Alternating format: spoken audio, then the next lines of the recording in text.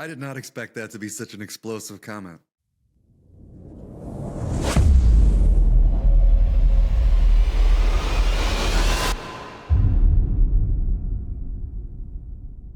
I'm Joe, he's Greg, that's Eric, and this is the One Accord podcast. And we began this podcast with discussions about theological issues like systematic issues and bigger issues that Christians tend to disagree about. And lo and behold, all three of us disagreed about it, which we knew going into it. But as we had those conversations, 50 of them, in fact, it became obvious to us that if we were really going to try and find some unity or, really get to the bottom of where our disagreements were, we had to stop looking at such big picture overviews and really get down into the nitty-gritty of the details, something that many Christians just aren't willing to put the time into, I suppose. So we committed to each other to go from beginning to end, and up on the slate today, we got Genesis chapter 32, 33, 34, and 35. We still don't agree about everything, but I do think we still like each other. Maybe you guys can correct me if I'm wrong on that one, but I still like you guys, so it's good to see you both. We'll start off with you, Eric, today. How you doing today? Doing good. As far as liking you guys, I do when you guys agree, and I don't when you guys don't. So yeah, all right. Simple as that. So you like me better than you like Greg, I think we can say with safety. I'm willing to extend plenty of grace to Greg, understanding, I could use it. There's some, that's reasonable. Yeah. Well, Greg, how you doing today? You only like us when we agree with you, or you? You know what? I like you, Joe, whether you agree with me or not. I'll leave it there. And notice he said that only about you, Joe. I did notice. Yeah. I think that was loud and clear, Greg. I got you. So, well, anyway, it's good to be with you both, and we're going to dive right in to the text. So why don't we go ahead and start with reading Genesis chapter 32, and then we'll get to our discussion. Now, as Jacob went on his way, the angels of God met him. Jacob said when he saw them, "This is God's camp." So he named that place Mahanaim. Then Jacob sent messengers before him to his brother Esau, in the land of Seir, the country of Edom. He also commanded them, saying, "Thus you shall say to my lord Esau, Thus says your servant Jacob, I have sojourned with Laban and stayed until now. I have oxen and donkeys and flocks and male and female servants, and I have sent to tell my lord, that I may find favor in your sight." The messengers returned to Jacob, saying, "We came to your brother Esau, and furthermore he is coming to meet you, and 400 men are with him." Then Jacob was greatly afraid and distressed, and he divided the people who were with him, and the flocks and the herds and the camels, into 2 companies. For he said, "If Esau comes to the one company and attacks it, then the company which is left will escape." Jacob said, "O God of my father Abraham and God of my father Isaac, O Lord, who said to me, Return to your country and to your relatives, and I will prosper you. I am unworthy of all the loving kindness and of all the faithfulness which you have shown to your servant, for with my staff only I crossed this Jordan, and now I have become 2 companies. Deliver me, I pray, from the hand of my brother, from the hand of Esau, for I fear him, that he will come and attack me and the mothers with the children. For you said, I will surely prosper you and make your descendants as the sand of the sea, which is too great to be numbered." So he spent the night there. Then he selected from what he had with him a present for his brother Esau, 200 female goats and 20 male goats, 200 ewes and 20 rams, 30 milking camels and their colts, 40 cows and 10 bulls, 20 female donkeys and 10 male donkeys. He delivered them into the hand of his servants, every drove by itself, and said to his servants, "Pass on before me, and put a space between droves." He commanded the one in front, saying, "When my brother Esau meets you and asks you, saying, 'To whom do you belong and where are you going, and to whom do these animals in front of you belong?' Then you shall say, 'These belong to your servant Jacob. It is a present sent to my lord Esau, and behold, he also is behind us.'" Then he commanded also the second and the third, and all those who followed the droves, saying, "After this manner you shall speak to Esau when you find him, and you shall say, Behold, your servant Jacob also is behind us. For he said, I will appease him with the present that goes before me. Then afterward I will see his face, perhaps he will accept me." So the present passed on before him, while he himself spent that night in the camp. Now he arose that same night, and took his 2 wives and his 2 maids and his 11 children, and crossed the ford of the Jabbok. He took them and sent them across the stream, and he sent across whatever he had. Then Jacob was left alone, and a man wrestled with him until daybreak. When he saw that he had not prevailed against him, he touched the socket of his thigh. So the socket of Jacob's thigh was dislocated while he wrestled with him. Then he said, "Let me go, for the dawn is breaking." But he said, "I will not let you go unless you bless me." So he said to him, "What is your name?" And he said, "Jacob." He said, "Your name shall no longer be Jacob, but Israel, for you have striven with God and with men and have prevailed." Then Jacob asked him and said, "Please tell me your name." But he said, "Why is it that you ask my name?" And he blessed him there. So Jacob named the place Peniel, for he said, "I have seen God face to face, yet my life has been preserved." Now the sun rose upon him, just as he crossed over Peniel, and he was limping on his thigh. Therefore to this day the sons of Israel do not eat the sinew of the hip which is on the socket of the thigh, because he touched the socket of Jacob's thigh in the sinew of the hip. As we pick up the text here in Genesis 32, we are seeing that Jacob is returning home and he hears some news about Esau. If we are keeping the biblical timeline, we've got at least 2 decades have passed since Jacob has been home. But he was leaving last time on some pretty shaky circumstances. If I recall correctly, Esau was intending to kill him. And so now he hears news as he's coming back that Esau's coming out to greet him. Yeah, after learning that Esau was coming to meet him with 400 men, Jacob did what any reasonable person would do. He prayed to God. He knew that his brother was hostile toward him, or at least that was the last he knew of him. And so when Esau is coming against him with 400 men, Jacob gets on his knees and starts praying to God. And this prayer really reveals, I guess, the change that took place in Jacob over time. It reveals Jacob's humility. In verse 10, he said, "I am unworthy of all the loving kindness and of all the faithfulness which you have shown to your servant." Of course, he's praying this to God, and he acknowledged that he was unworthy of God's blessing, and he even referred to himself as God's servant. And this is it's a kind of a stark contrast from his previous life, because he seemed to think not only did he want the blessing, but he was willing to lie and deceive in order to get it. So he seemed to have a very different mind when he was praying this prayer. And so I think the Jacob that we see here is noticeably different than the Jacob we read about in the earlier chapters. And my assumption is that the trials that he endured humbled him greatly and brought him closer to God. So even though he went through some trials, I think it definitely was for his benefit. Yeah, I actually want to note that this interaction between Jacob and Esau didn't initiate with Esau coming out. It initiated when Jacob sent servants ahead to announce to Esau. And I find it interesting what he announces. He sends these servants and says, "Tell Esau this: I've sojourned with Laban, stayed until now. I have oxen and donkeys and flocks and male and female servants, and is sent to tell my Lord that I may find favor in your sight, in Esau's sight." Now, maybe you could see that and go, "Oh, here's Jacob kind of bragging," but I don't think that's what's happening here.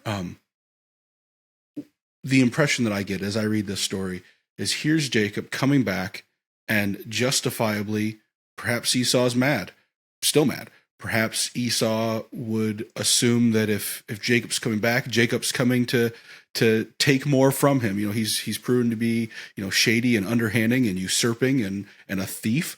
But I think this is Jacob's way of saying, "Look, I'm coming back, but I'm not coming back to challenge you. I'm not coming back to take more of yours. Look, I am fully blessed. I want nothing more from you except peace." So just want to recognize that that's actually how this interaction begins. If you think that that's Jacob's intention, which I think is a fair way of reading it, how do you think Jacob then interprets Esau's response to come and greet him with 400 men? How do you think that he's for sure. that? I think that's reasonable. My assumption, as I read the sweep of the story, is that Esau was coming as an assistance, coming with he later offers to send some of his the men with him, the servants with him, to guard and guide the flocks. And Jacob's like, no, I got it. But yeah, I think it's perfectly reasonable from Jacob's perception to go, Esau hasn't forgiven me, so I need to address. I got a problem in my hands here, and I think it's perfectly reasonable that he does that. It sure seems like Jacob interprets this initial show of, there's Esau with 400 men coming, that this is seemingly not a show of assistance, but a show of force. Eric, do you read it differently than that, or do you think that Jacob is interpreting this as, Esau hasn't forgotten and he's coming to kill me? I think Jacob was scared to death at this point. Actually, he was so frightened that he separated his family in such a way where they could flee if there was an attack. So he was pretty well terrified, and understandably so. He knew his brother was wanting to kill him before. So this meeting with 400 men, I think, was viewed as more of a battle, a potential battle anyway, than a friendly greeting. So that's the way that I read it. Well, I would just say that there is some level of pragmatism here, and we actually see, I think, a level of favoritism shown. He keeps the one that he loves the most, the closest to him, and you can make arguments for the rightness or wrongness of that. But yeah, fair enough. Well, let's move on. So the tension, I think, is building intentionally on this narrative, and we don't really know what's going to happen. And then we get this kind of iconic passage where Jacob wrestles. The heading in my Bible says Jacob wrestles, and that's it. Many other people would say Jacob wrestles with God. The text specifically says that he meets a man and wrestles with him. If we try and take our minds all the way back out of our modern lifestyle, which has lights everywhere, even if you live out in the country, maybe there's still lights somewhere. They're in the middle of the ancient Near East, in the middle of the night. Who does Jacob think he's wrestling with? It sure seems like he might think that this is Esau and he's fighting for his life.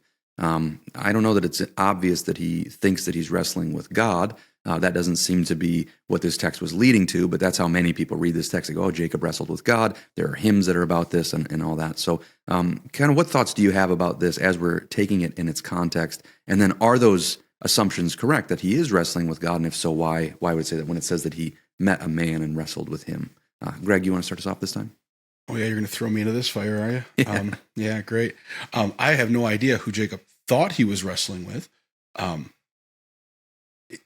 It definitely, yeah.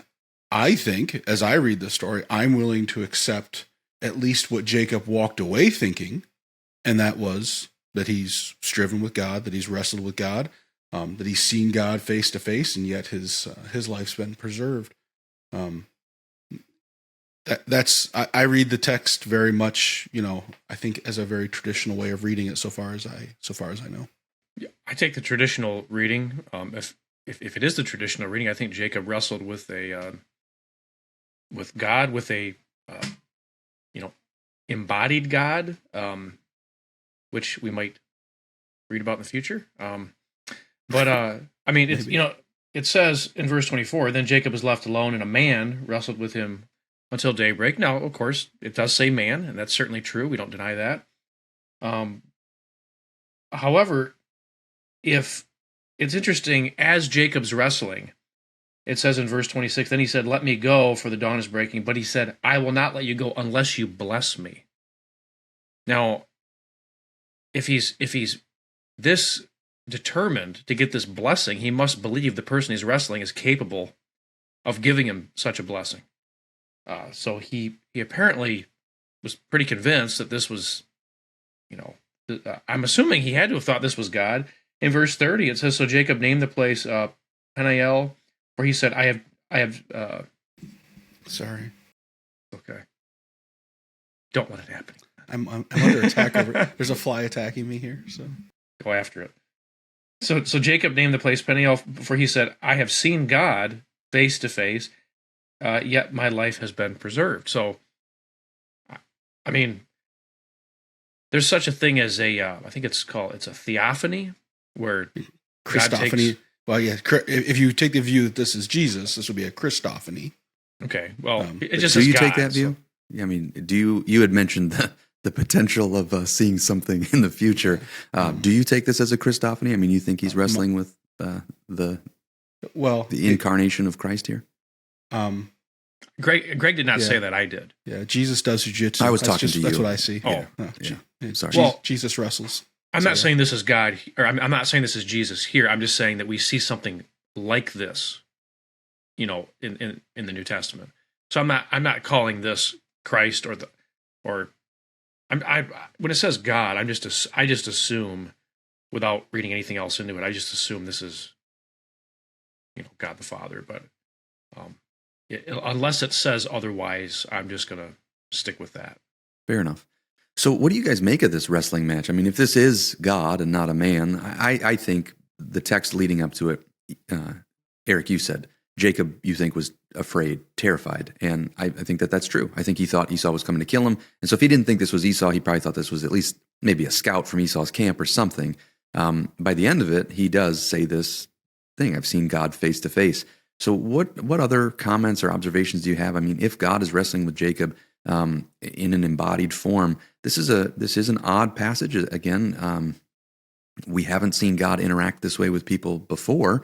So is there any other significance to this that you would think of? I mean, it's inspired, like I said, some people think this was Charles Wesley's greatest hymn, was Wrestling Jacob. I think Isaac Watts said that about Charles Wesley. It's inspired a lot of thoughts and praise. So anything else that you guys have, I don't need you to, I'm not trying to make you go beyond what you actually think, but any other thoughts about this? If it's not a man and it is actually God in the flesh, that seems pretty profound. Yeah, it does seem profound. From this, I read that it is godly to wrestle. So you should, get into wrestling or get into a jiu-jitsu gym for sure. So this is a strong argument. It's a biblical argument. I don't know how it gets. No, is that why you're always wanting to choke me out? So for my sanctification and increasing in godliness? Yes. Will you accept the answer? Yes. No. Again, I don't believe anywhere in the Bible we are told. Nowhere in the New Testament do we see an explicit statement of the pre-incarnate embodiment of Christ. So we have developed this theology that says there are such a thing as Christophanies. Now, whether that's truly the case or not, I don't know. But if I take this text and I see this person, this man, this being, renaming Jacob to Israel because he's striven with God, and Jacob's clear assertion that he is now seeing God face to face, whether it's God the Father embodying, which if that does some weird things, like we got to handle that in our theology, or whether we say it's a Christophany, which again you have to do something with that. But I do want to take this text for what it does, I think, clearly say, regardless of the details of whether it's a Christophany or a theophany or whatever else may be the case. It seems to me like in some way Jacob wrestled with God here. Yeah, and this is actually not the first time God took human form. Remember in Genesis 18, where God and two angels showed up to Abraham's camp and spoke with Abraham. Now, there wasn't any wrestling going on at that time, but there was a discussion between Abraham and an embodied God, and about the future of Sodom. So, this is not the first time that God has taken a human form. And to me, I don't know, maybe I'm oversimplifying this, but God's the one that created the entire physical universe. He can create physical things, and what's to say he can't? I don't know. Create a physical body that he enters into as spirit. I don't know. It doesn't seem wild and crazy to me. Yeah, and I think I just default to the traditional. It's a Christophany, and I mean I'm going to admit that I could be wrong in that, but that's where I fall. Yep. I don't want to fight with people who say that it's a Christophany. I don't have any reason from the text to say that it's a Christophany, and so I just feel like it is. Do you hold that this is God though? Like, do you? Well, he says that he's wrestled with, that he's seen God face to face. That's a profound statement, and I am like you guys. I'm influenced by traditional interpretations. I'm willing to at least acknowledge, though, that what the text specifically says is that he wrestled with a man. It doesn't say that he wrestled with God in the form of a man or something like that. Back the other passage that you were referring to, it said that this was God. And yes, he appeared as a man, but it says it was God. Now, this is him saying, I've seen God face to face, which, I don't know. We saw something similar that Hagar kind of had some idea that, she acknowledged that there was some encounter with God. And so I don't know. I don't know really what's going on here. It is a very curious passage, and I like thinking about it. Clearly, this man that he's wrestling with is a profound figure. And Greg, I don't have the experience that you do with jiu-jitsu, but I think you've told me before that when you go all out in these wrestling matches, after a few minutes, you're pretty much physically exhausted. This says he wrestled with him until daybreak, and so that would have been a just grueling match, especially if he thinks that he's fighting for his life. And then as soon as he asks for his name, like with one touch, then he puts his hip out of socket, which is interesting. So there's definitely something profound going on here. I understand the way that Jacob interprets it, and as we read through narrative, I'm inclined to think that this is something, but whether this is, I don't know. Is it God the Father? You're right. That adds a different nuance of difficulty. If this is Christ, I think that that's still difficult as well. Like the incarnation that our culture is about to celebrate for Christmas seems like that was pointing to a fairly unique event. So for Christ to be incarnate before the incarnation, it also has some difficulty that I think maybe we just don't think about because it is the common interpretation, if that makes sense. We just are so used to it, we're familiar with it, that it just doesn't. And certainly if this was the Holy Spirit in bodily form, that would also raise questions that you go, well, that doesn't seem right. So what import do you give to the response that Jacob gets when he says, now please tell me your name? And the response is, why are you asking my name? And then the assertion that, oh, you're God. This is God. I've seen God face to face now. What do you give to that?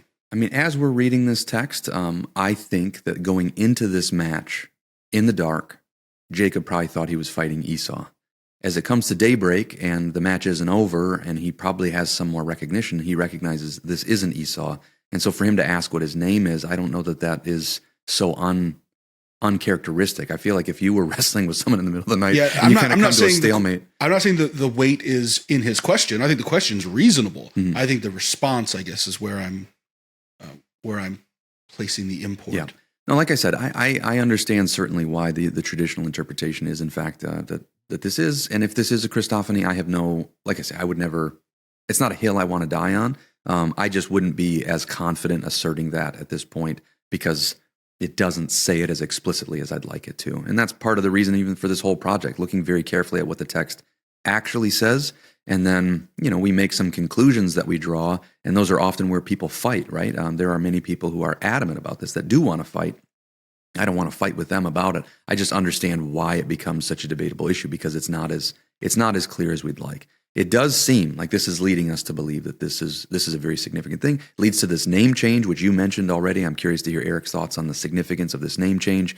And if this isn't God, it's at least a person acting in the agency of God, which I think that part is clear. And the miraculous dislocation of his hip is something else. I don't think it's Melchizedek. But Eric, what do you think of the, Greg, I don't know if that's a satisfactory answer to your question. Like I said, I just know, brother, you and I have talked about these things for many, many years. And I know that you are always extremely hesitant to ever assign Christophany or theophany. I don't think so much.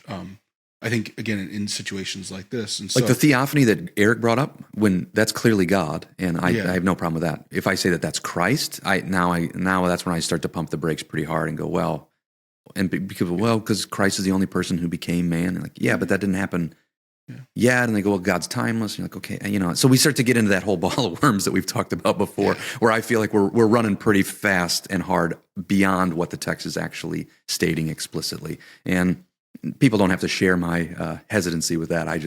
I'd be lying if I said I wasn't hesitant about it. Yeah, I was curious if this was a place where you were, because again, multiple times you bring up the fact that it was dark and Jacob thought maybe he was wrestling with Esau, which I think is probably a safe assumption. Just wondered if you were backing away from this being God. Now, whether that's God in the person of Christ or God in the person of the Father or God in the person of I'm not trying to debate that. Yeah. I'm just wondering if you're backing away from this being God. If you back me in a corner and say, Joe, you just have to make a decision. You have to make what's a decision, going on. Joe. I'd say yes, he's wrestling with God. Okay. Is he wrestling with a Christophany? Is this Christ in particular? That's where I definitely don't want to go at this point. But yes, I do think that this is God. But the fact that it says that a man wrestled with him until daybreak, it just put a little hitch in that for me. Whoever this person or this being is, they seem to exercise the right to rename Jacob as one who strives with God, right? Yes. So like I said, at the very least, this person is acting in the agency of God, and we'll see that God intends to endorse that later very explicitly, that this is a name change that does come directly from God. Like I say, the point of even a project like this, if we just read superficially through the text, interpreting everything because that's the way we've always interpreted it or that's what we've always heard, this is the traditional understanding, then we just end up at the exact same spot where we weren't really looking at what the words say. And so do I think that that's a fair implication of the text? I do. And do I think that Jacob is probably more right than wrong here? I do. I just want to acknowledge that the text isn't as explicit as I thought, which is why I do understand that Christian brothers and sisters who maybe are watching this or who maybe we would encounter, that they might take a different view, and that it doesn't mean that they're heretics or that they're maniacs or something like that. But they are. Some of them might be, yeah, for sure. You have to take it on a case-by-case basis, everybody. But the reality is that I'm hopeful that as we're doing this slower process of looking, we're reading the text and really allowing the text to speak for itself.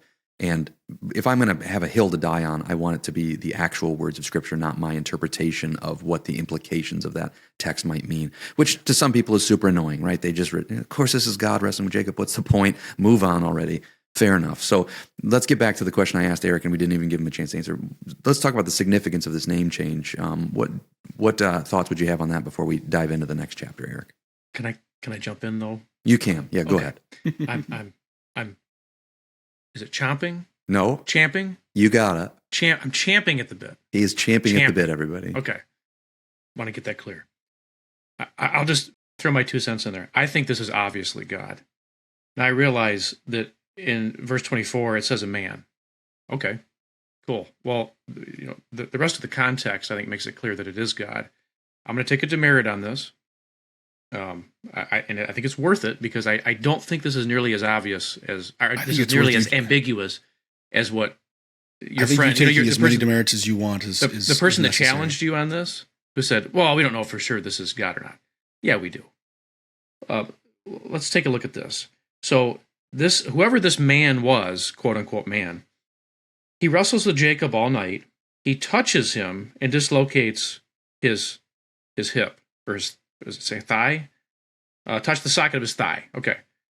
And he dislocates it. Jacob wrestles with him, continues to wrestle with him, and begs him to bless him. He says, I am not going to let you go until you bless me.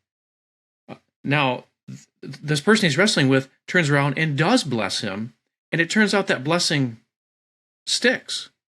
He does bless him. And then he asks him what his name is. If this was an ordinary man, you'd think, well, my name's John or Bill or Joe or, whatever. He withholds his name, and Jacob says, I wrestle with God. Now, the way that the writers of Scripture understood this is clear in Hosea 12:4. Yes, he wrestled with the angel. Now, it's talking about the angel of the Lord. He wrestled with the angel and prevailed. He wept and sought his favor. He found him at Bethel, and there he spoke with us. So it says he wrestled with the angel of the Lord. it's clearly who he's talking about. So one thing is absolutely certain: this was no man, and by man I mean wasn't only a man. This is clearly God in a human form, the angel of the Lord in a human form. The context makes it undeniably clear, in my opinion. Since we are all, I'll reckon with demerit. You guys. I just felt like it was necessary. Keep the scoreboard even. Everybody gets a demerit. There are going to be other places in Scripture that we come across that things get a little bit hard to weave apart as we see an angel of the Lord speaking with the authority of the Lord to the degree that it's assigned to the Lord as having said it.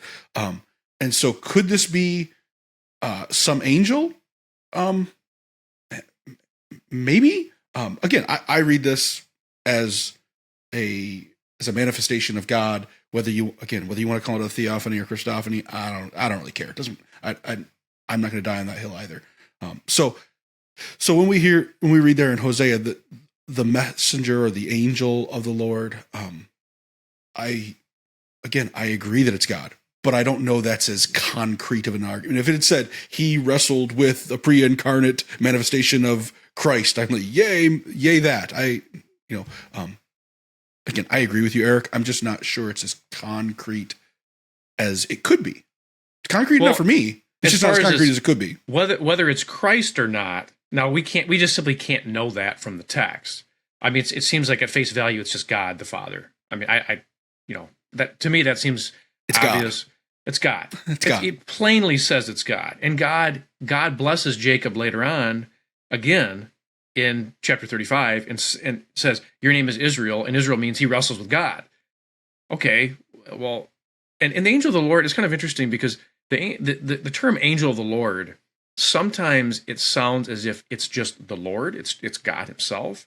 Other times it makes it sound as if maybe it might not be. But one thing we know without a shadow of a doubt is that the man that Jacob wrestled with was not actually an ordinary man.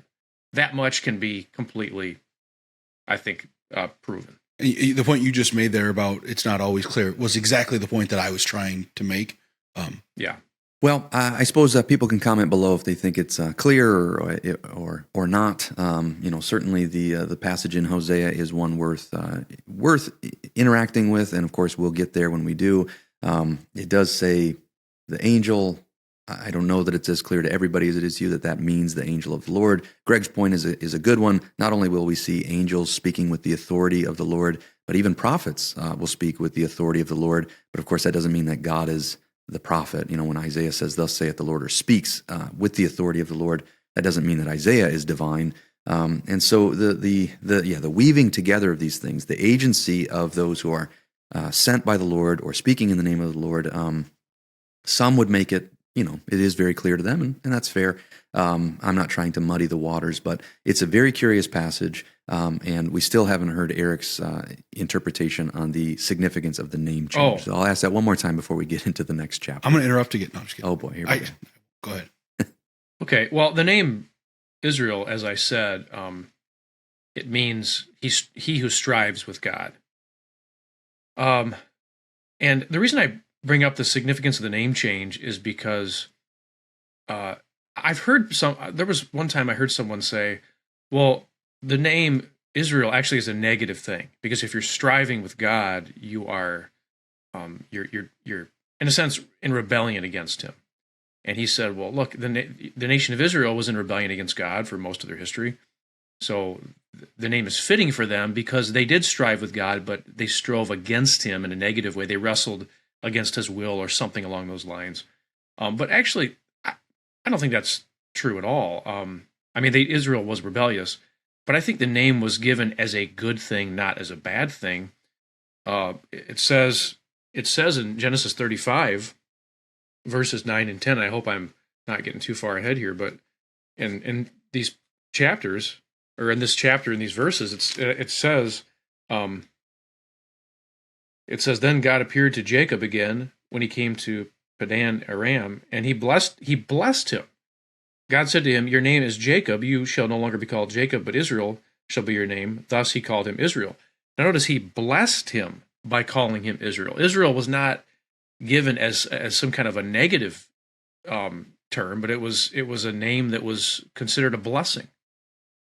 And it was given because he had striven with God and with men and had prevailed, it says. In other words, the name spoke to Jacob's perseverance, not to some character flaw, although he was flawed in some ways, of course. But I see the name Israel as a blessing. It was intended to be a blessing. It was not intended to be some kind of a curse or some kind of an insult. I think that that's fair, and of course we will chat about that in chapter 35, so we will get there in a moment. One last comment just about the blessing, and I know that is really standing out, at least with what you're saying, Eric. And, Esau and Jacob both recognize the importance of blessings. We talked about that in a previous episode, so we don't need to get back into it. But yeah, Jacob's interest, to steal the blessing from his father, which led to this whole mess in the first place. Now, as he's returning, he's interested in the blessing from whoever this person is, that this man that he's wrestling with until daybreak that couldn't seem to overcome. And so the importance of blessing doesn't necessarily mean that it has to be God to me. I mean, clearly he didn't think his father was God.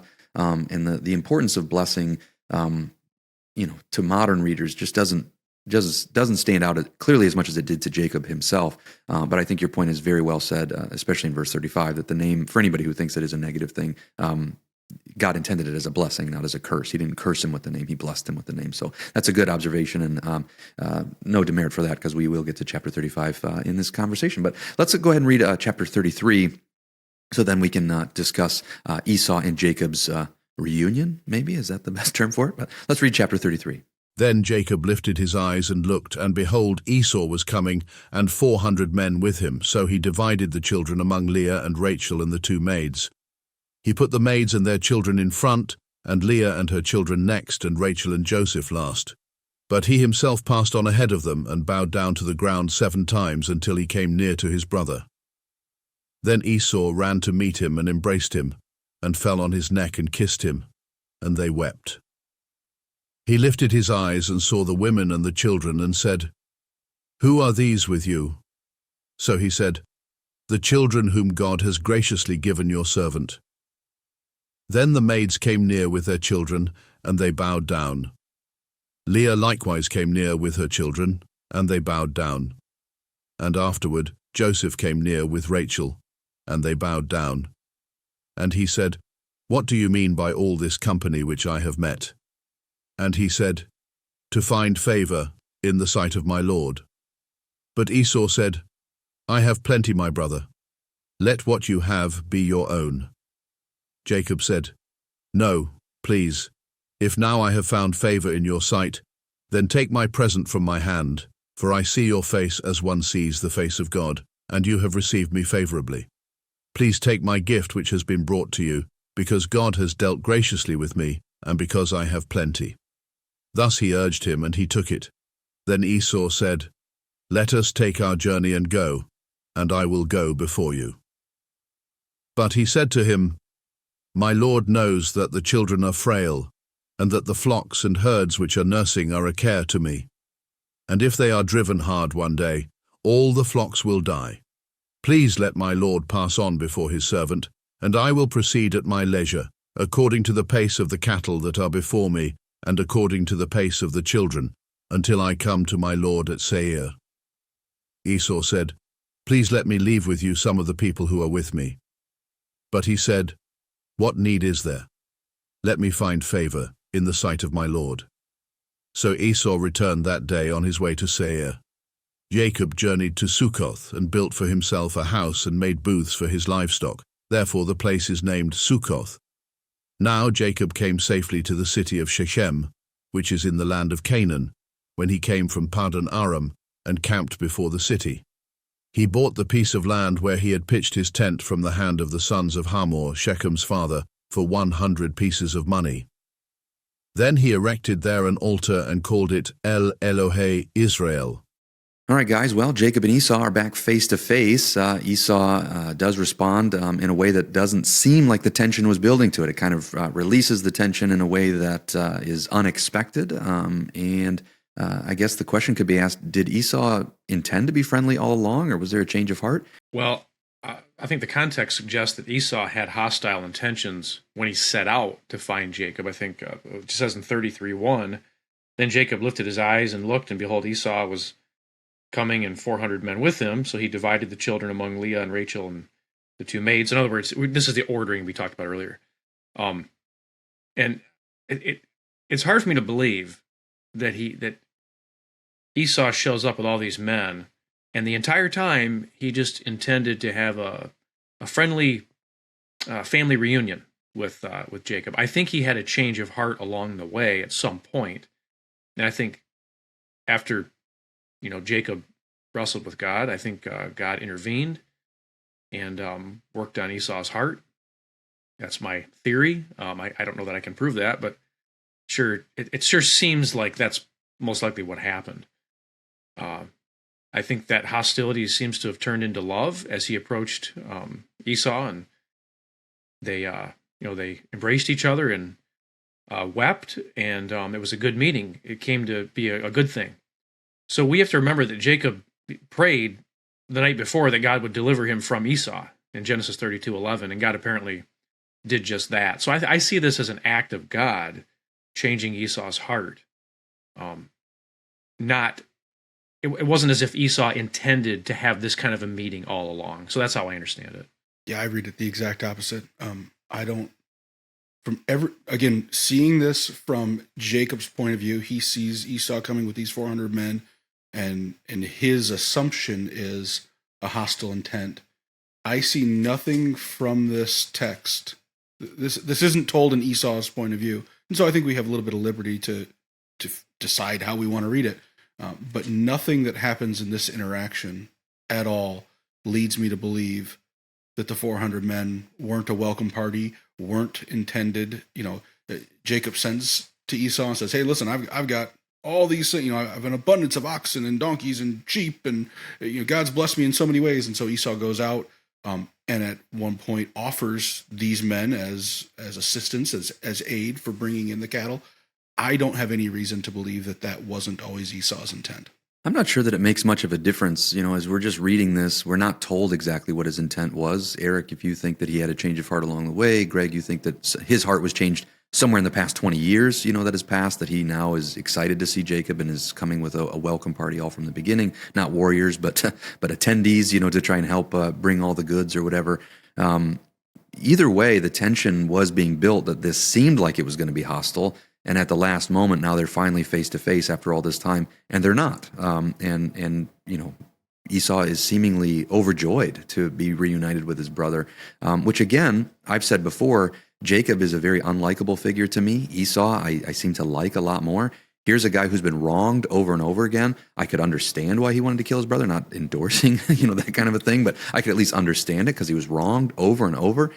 And then here he is, exercising forgiveness and compassion and being kind and generous. And I don't know, Esau is just once again showing that he is, in my opinion, as I read this, the more likable of the two brothers. And of course, Jacob is the more important one, theologically speaking, because he's, this chosen lineage. But I appreciate that Esau has been wronged, and here he is. He seems overjoyed to see his brother and is kind. Whether that change of heart happened within the last few minutes or within the last couple of decades in his lifetime. So again, to me, it doesn't really make much of a difference, even if we read it differently. Do you guys? Is there some importance that this potential disagreement to the way you guys read Esau's intentions, or do you agree with me that regardless of what his intention was, you kind of end up in the same spot? The tension is resolved in a way that we didn't expect. Jacob gets to go home after all of his rottenness, and Esau's very forgiving, and this is not really, it was kind of leading us up to think there's going to be a fight, and then there isn't. Do you agree with that part? Yeah, for sure. If regardless of which way it is, and that's why I said I think we have liberty to view it either way. One casts better light on Esau, the other not as good of a light, though certainly good enough.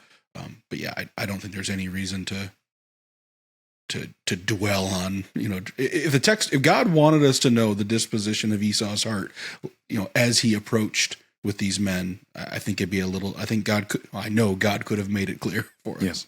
Well, as I said, I can't prove the view that I'm proposing. It's just, it seems natural to me. I mean, could I be wrong? Sure. I guess I look at when Jacob left, when Isaac sent him away originally, it says that Esau intended to kill Jacob. Esau said he was going to kill his brother. Yes. So I just kind of like the fact that it just leaves you with that, and then all of a sudden he comes with all these men. It's kind of like the story just unfolds in a way that would lead the reader to believe that there's going to be a conflict here, but it turns out there isn't. And for my view, in my view, I say that it seems to me that Esau has learned forgiveness in those intervening years, because it seems to me that somebody who's harboring unforgiveness, as you're walking up on your brother who's stolen your birthright, who gets the better part of the land, because Esau is already out of the promised land and into the region of Mount Seir. If I were going to be predisposed to jealousy and anger and embitteredness, as I walked up on my brother who ran away and comes back even 10 times more blessed, I'd be even more angry. I'd be even more like, are you kidding me? Like, not only do you get my land, not only do you get my father's blessing, but you run away, you dirty little rat, and you come back 10 times blessed. You fell into a sewer and you came out with a brand new suit. Yeah. I hate you. That would, like, if that's where my heart was. And so that's why, as I read this, I go, in the intervening years, Esau knew forgiveness. Yeah. That's a fair point. He learned it somewhere along the way, and so this tension is resolved in a way that we weren't expecting, and I don't think we need to belabor it necessarily. So let's go ahead and get into the next chapter. Now Dinah, the daughter of Leah, whom she had borne to Jacob, went out to visit the daughters of the land. When Shechem, the son of Hamor the Hivite, the prince of the land, saw her, he took her and lay with her by force. He was deeply attracted to Dinah, the daughter of Jacob, and he loved the girl and spoke tenderly to her. So Shechem spoke to his father Hamor, saying, "Get me this young girl for a wife." Now Jacob heard that he had defiled Dinah his daughter, but his sons were with his livestock in the field, so Jacob kept silent until they came in. Then Hamor the father of Shechem went out to Jacob to speak with him. Now the sons of Jacob came in from the field when they heard it, and the men were grieved, and they were very angry because he had done a disgraceful thing in Israel by lying with Jacob's daughter, for such a thing ought not to be done. But Hamor spoke with them, saying, "The soul of my son Shechem longs for your daughter. Please give her to him in marriage. Intermarry with us, give your daughters to us, and take our daughters for yourselves.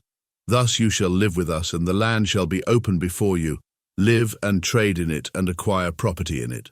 Shechem also said to her father and to her brothers, "If I find favor in your sight, then I will give whatever you say to me. Ask me ever so much bridal payment and gift, and I will give according as you say to me, but give me the girl in marriage." But Jacob's sons answered Shechem and his father Hamor with deceit, because he had defiled Dinah their sister. They said to them, "We cannot do this thing, to give our sister to one who is uncircumcised, for that would be a disgrace to us. Only on this condition will we consent to you. If you will become like us, in that every male of you be circumcised, then we will give our daughters to you, and we will take your daughters for ourselves, and we will live with you and become one people. But if you will not listen to us to be circumcised, then we will take our daughter and go." Now their words seemed reasonable to Hamor and Shechem, Hamor's son. The young man did not delay to do the thing, because he was delighted with Jacob's daughter. Now he was more respected than all the household of his father. So Hamor and his son Shechem came to the gate of their city and spoke to the men of their city, saying, "These men are friendly with us. Therefore let them live in the land and trade in it, for behold, the land is large enough for them. Let us take their daughters in marriage, and give our daughters to them. Only on this condition will the men consent to us to live with us, to become one people, that every male among us be circumcised as they are circumcised. Will not their livestock and their property and all their animals be ours? Only let us consent to them, and they will live with us." All who went out of the gate of his city listened to Hamor and to his son Shechem, and every male was circumcised, all who went out of the gate of his city. Now it came about on the third day, when they were in pain, that two of Jacob's sons, Simeon and Levi, Dinah's brothers, each took his sword and came upon the city unawares and killed every male. They killed Hamor and his son Shechem with the edge of the sword, and took Dinah from Shechem's house and went forth. Jacob's sons came upon the slain and looted the city, because they had defiled their sister. They took their flocks and their herds and their donkeys, and that which was in the city and that which was in the field. And they captured and looted all their wealth and all their little ones and their wives, even all that was in the houses. Then Jacob said to Simeon and Levi, "You have brought trouble on me by making me odious among the inhabitants of the land, among the Canaanites and the Perizzites. And my men being few in number, they will gather together against me and attack me, and I will be destroyed, I and my household." But they said, "Should he treat our sister as a harlot?" So this is an odd chapter, you guys. We get Simeon and Levi and Dinah. Greg, why don't you walk us through kind of your understanding of this chapter, why it's here, what observations you've got? Yeah, I think this continues to build the tension between God's chosen people and those surrounding them. Now, this truly is a chapter where you go, okay, who are the good guys, right? Now, obviously, the Hivites aren't good here. They aren't commendable, taking and raping one of the daughters of Jacob. But you have to go, okay, it seems to me that Jacob had intended some sort of hard response because he didn't address it right away. But it's clear that he also doesn't appreciate what his sons go and do. This is one of those situations where I go, do I think they were right in lying and being deceptive? No, and the text makes it clear that they shouldn't have done that. Yet, I'll tell you what, if one of my daughters were raped, guess what? I'm ready to go for the sword. Now, whether the sword of the government does that or whether my sword needs to do that, a sword needs to be drawn, in my personal, wicked, perhaps fallen opinion. Well, so I think that, as Greg already said, I think he correctly said that it's obvious. Well, I use the word obvious quite a bit, and it's obvious to me. You do. Yeah. It's obvious to me. That's one of D.A. Carson's exegetical fallacies. Is obscure the and obvious. You have two O words that are. So it's obvious to me, There we go. that the actions of Simeon and Levi were absolutely wrong.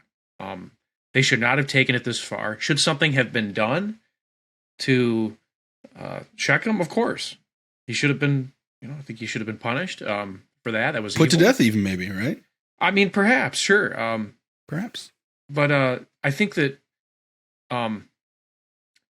So I think when Jacob learned of this, he was worried that the people of the land would hear about it and destroy him and his household. So he was this bothered him. The actions of Simeon and Levi were not at all justified.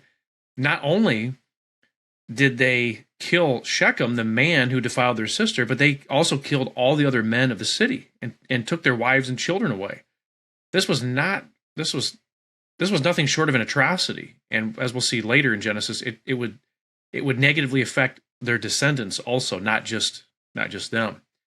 So I think that this was obviously something that was wrong. In the law in Genesis 9, it says, if you, now that's talking about murder in there, and I know we're dealing with rape in this chapter, but if you kill another man, you shall be killed. Well, rape also I think is a capital crime, and so if you do that, then you should be punished. But they didn't just punish the guy who did that; they killed all of the males of the whole city. So they went above and beyond what was necessary, and so I think what they did was obviously wrong. Yeah, there's a clear escalation here of there was a crime and then they took it and went even bigger, and there's in our outside of biblical thing, you think of like the Hatfields and the McCoys, right? You get these feuds where you try and one up each other or whatever else, and it just one small slight turns into something huge. This does seem excessive. Although certainly it's understandable that they would want to do something, but it seems like they do go above and beyond. One thing that I'll point out, and if you guys disagree, you can share that. Otherwise, we'll move into chapter 35. But I'm in agreement with the observations you guys made.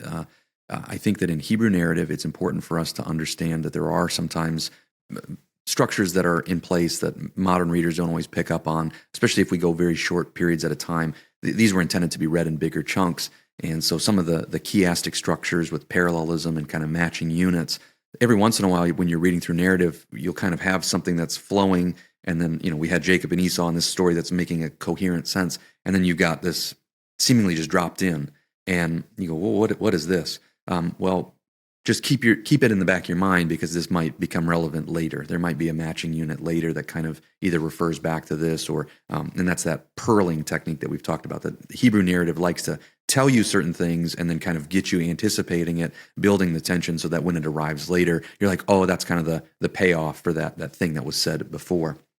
And so it seems like, as we're reading this, without running ahead, that specifically not only this tragedy that happened for the communities in general, as Greg, as you rightly mentioned, but even specifically for Simeon and Levi, who've become into focus, that there might be some implications for them in particular later. Seems to be something that is being suggested, at least by the text, that we'd want to keep our eyes open for. So if you guys have any disagreements about that, I'd love to hear them. Otherwise, let's dig in to chapter 35, the last chapter for today. 35 it is. Greg, 35 it is? Let's do it, brother. Let's do it. Then God said to Jacob, "Arise, go up to Bethel and live there, and make an altar there to God, who appeared to you when you fled from your brother Esau." So Jacob said to his household and to all who were with him, "Put away the foreign gods which are among you, and purify yourselves, and change your garments, and let us arise and go up to Bethel, and I will make an altar there to God, who answered me in the day of my distress, and has been with me wherever I have gone." So they gave to Jacob all the foreign gods which they had, and the rings which were in their ears, and Jacob hid them under the oak which was near Shechem. As they journeyed, there was a great terror upon the cities which were around them, and they did not pursue the sons of Jacob. So Jacob came to Luz, that is Bethel, which is in the land of Canaan, he and all the people who were with him. He built an altar there, and called the place El Bethel, because there God had revealed himself to him when he fled from his brother. Now Deborah, Rebekah's nurse, died, and she was buried below Bethel, under the oak. It was named Allon Bakuth. Then God appeared to Jacob again when he came from Paddan Aram, and he blessed him. God said to him, "Your name is Jacob, you shall no longer be called Jacob, but Israel shall be your name." Thus he called him Israel. God also said to him, "I am God Almighty. Be fruitful and multiply. A nation and a company of nations shall come from you, and kings shall come forth from you. The land which I gave to Abraham and Isaac, I will give it to you, and I will give the land to your descendants after you."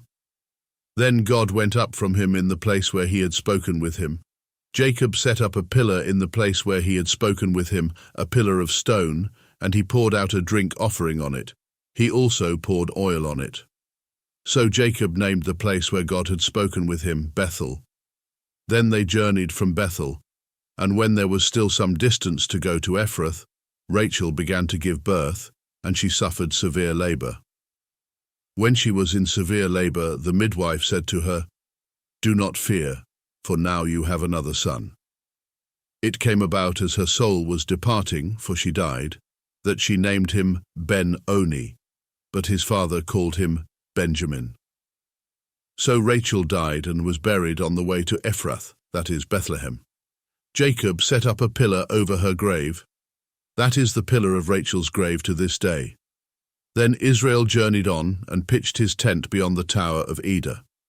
It came about while Israel was dwelling in that land that Reuben went and lay with Bilhah, his father's concubine, and Israel heard of it. Now there were 12 sons of Jacob, the sons of Leah, Reuben, Jacob's firstborn, then Simeon and Levi and Judah and Issachar and Zebulun, the sons of Rachel, Joseph and Benjamin, and the sons of Bilhah, Rachel's maid, Dan and Naphtali, and the sons of Zilpah, Leah's maid, Gad and Asher. These are the sons of Jacob, who were born to him in Paddan Aram. Jacob came to his father Isaac at Mamre of Kiriath Arba, that is Hebron, where Abraham and Isaac had sojourned. Now the days of Isaac were 180 years. Isaac breathed his last, and died, and was gathered to his people, an old man of ripe age, and his sons Esau and Jacob buried him. All right, so here in chapter 35, as it begins, God tells them to put away their household idols. What was Jacob allowing idolatry in his household for at this time? Eric, you want to start us off? Yeah, the more I read these chapters in Genesis, the earlier chapters, the more I think that it seems like people kind of thought that and this was the common view. They thought that Yahweh, which is of course Jacob's God, the one true God, but it seems like they might have thought that he was one God among many others. I'm not convinced that there was like this concrete monotheistic belief yet at this time. I think it eventually came to be later. I don't know. I'm not totally sure, but that's kind of like the way that remember we talked about Rachel grabbed her father's gods, these little figures he had in his house. She grabbed them and took them with her to try and get a blessing along the way. But yet she acknowledged Jacob's God. She acknowledged that his God was real and did some things for them. So it just seemed like there was kind of this still like a lingering polytheism among the people at that time. That's what I suspect. Or maybe he simply let others worship whatever gods they wanted. I don't know. Maybe there was some freedom of religion within the family. I'm not really sure. But he eventually commanded all those in his household to worship the true God, to worship his God alone, and they gave up their idols. So that's kind of where my thoughts are so far. It seems very clear to me that gods at this point, and maybe even you could argue still today, are seen as either personal, tribal, or regional. And so maybe what they had here is let's try to get the best of multiple worlds by tipping the hat, giving a pinch to the God of Isaac, but at the same time still clinging to their old personal, tribal, or regional gods. I think too, we need to remember that the quote unquote gods, lowercase g, of the other nations, they did exist, but they were demons. So it wasn't like there was just an empty slot there. They actually worshiped demons. As a matter of fact, we read. No, I can't do that. Trying to get another demerit. I'm not going to get that demerit. I'm going to have a problem if we do that. But well played.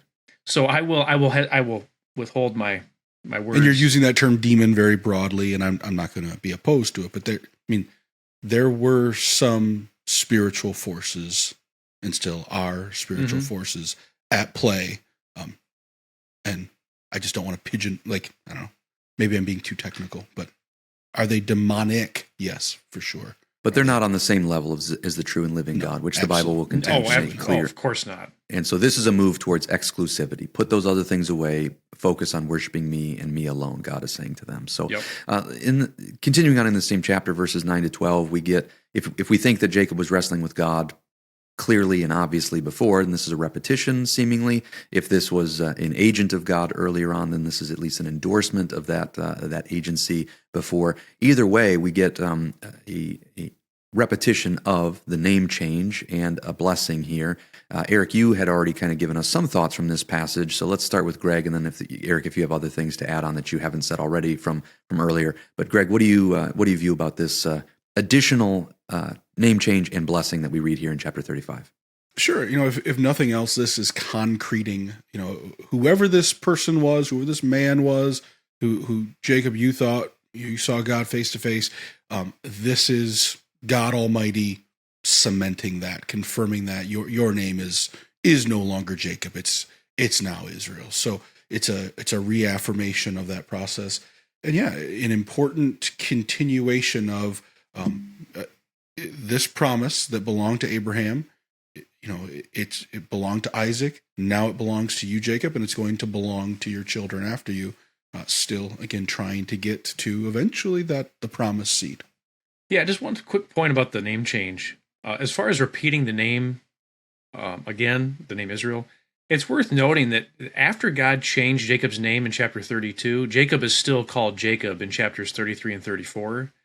But after God repeated the name change in chapter 35, Jacob is finally called Israel in verses 21 and 22. So this doesn't necessarily answer the question, but I thought it was worth pointing out, just because in chapters 33 and 34, Jacob is still called Jacob. He's never called Israel.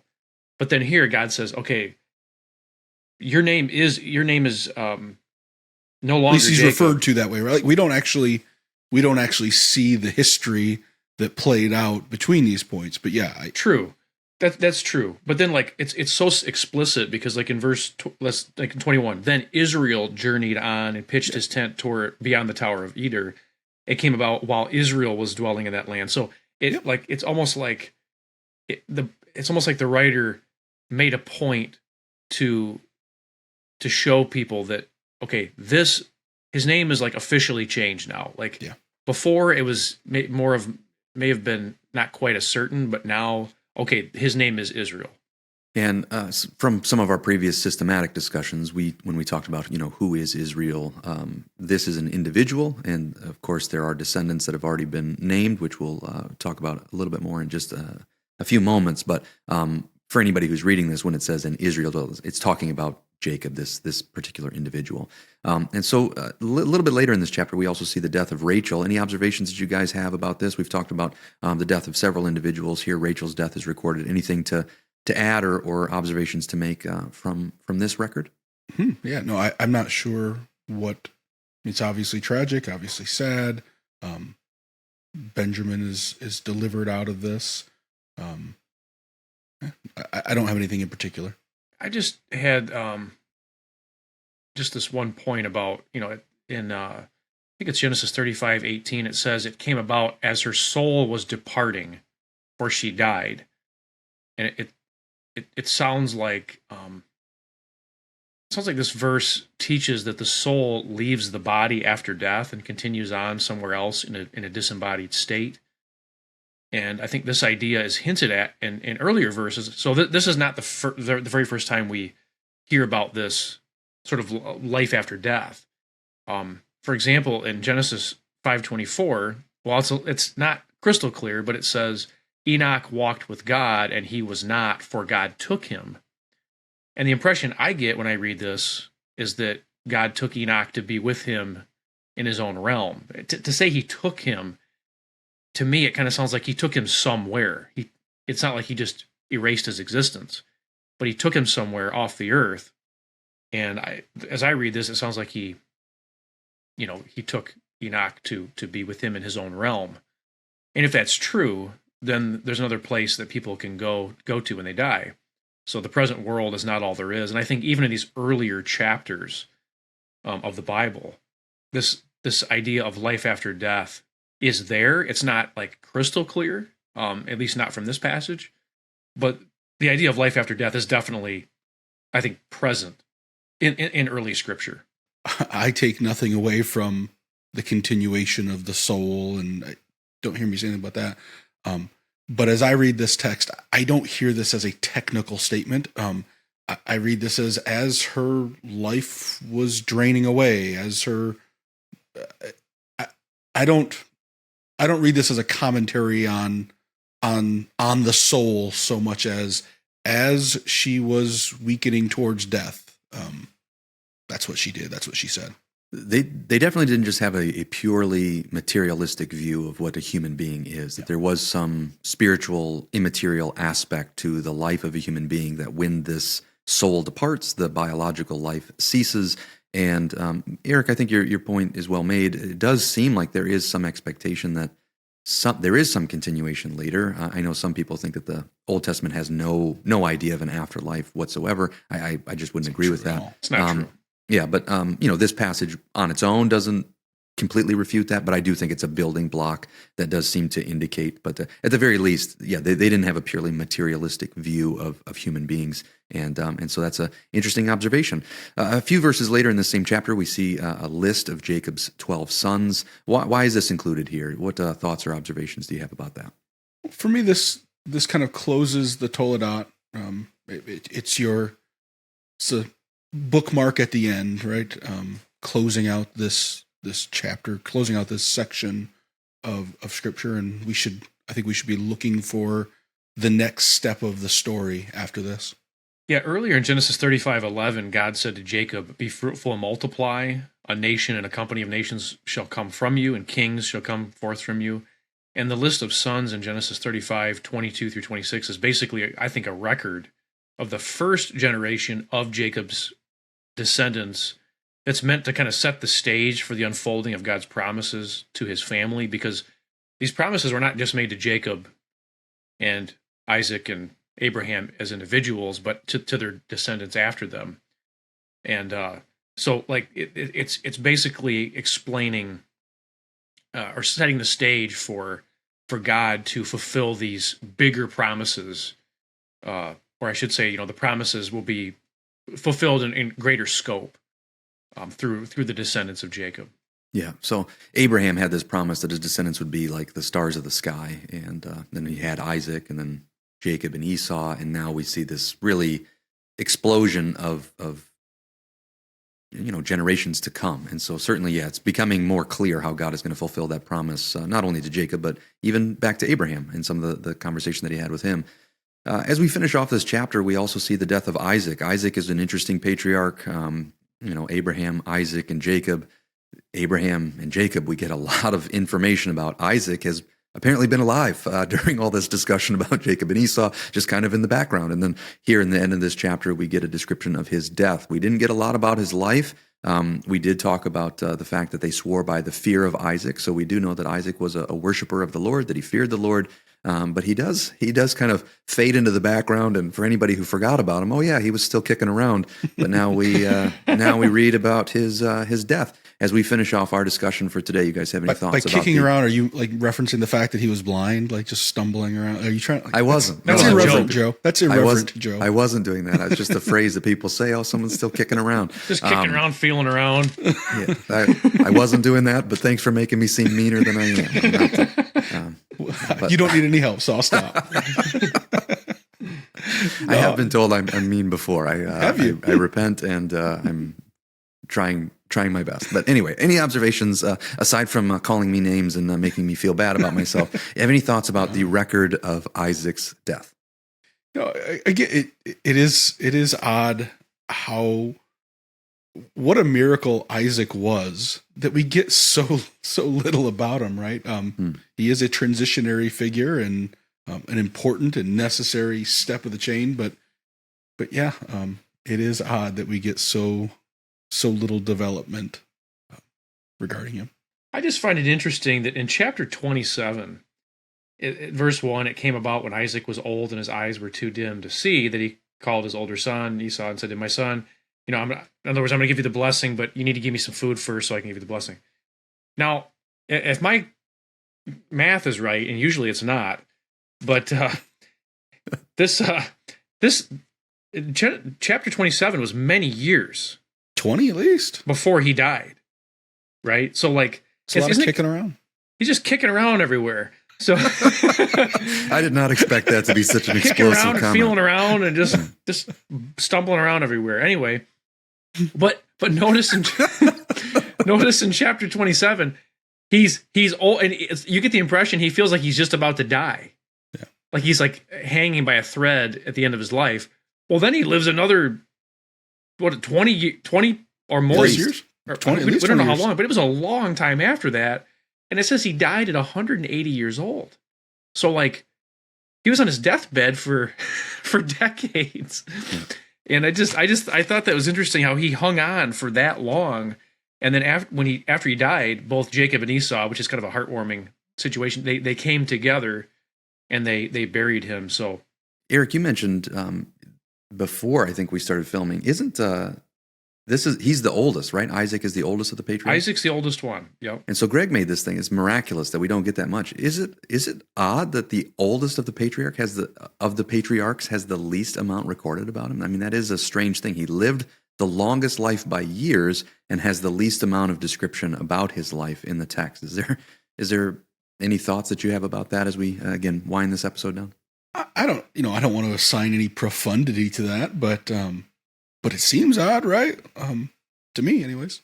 Yeah. Well, maybe I don't know. I don't want to take too much time with this, but it's like if you look at Abraham's life, and there's all these events that are in Abraham's life, and then Isaac comes along, and there's I don't know. I mean, God spoke to Isaac a few different times and blessed him and all these things, and then Jacob comes along, and there's far more events in Jacob's life that are noteworthy.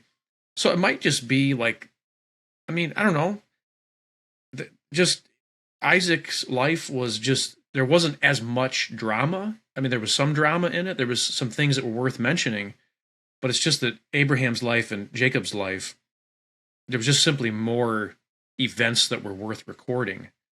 So I don't know that it was so much like it was like nothing was going on, but I mean, we read about Isaac, and God did appear to him multiple times and spoke to him. So it wasn't like nothing happened. And then even, Isaac's mentioned in Abraham's life, of course, because Abraham was going to sacrifice him, which didn't happen. But I don't know. I guess it kind of makes a little bit of sense to me. I'd say this. Obviously, we do not have the full record of Isaac's life. But one thing that I do want to tip my hat to him is, again, if I get a demerit here, fine, fair enough. Later in Scripture, we are going to see the tendency for men who start off well, walking with God, to not persevere so well later in life. And so the fact that apparently the record shows that for 180 years, Isaac walked with God, was a man of God, persevered into the end. So regardless of whatever we are told or not told about him, here's a man worthy of our admiration and respect. Good point. Yep. That's well said, and I've said many times before, and I think you guys have agreed, I sure am glad that my life isn't recorded in Scripture Amen. for generations of believers afterwards to scrutinize over. But if you were going to be recorded, it sure would be something to be like, man, he lived a really long time, and there wasn't that much to say.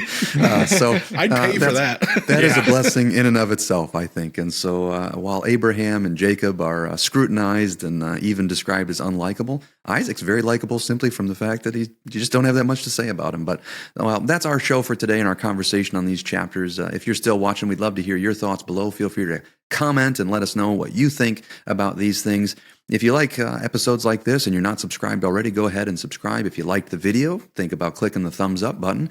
And until we see you again next time, get equipped, obey your King, and glorify your God.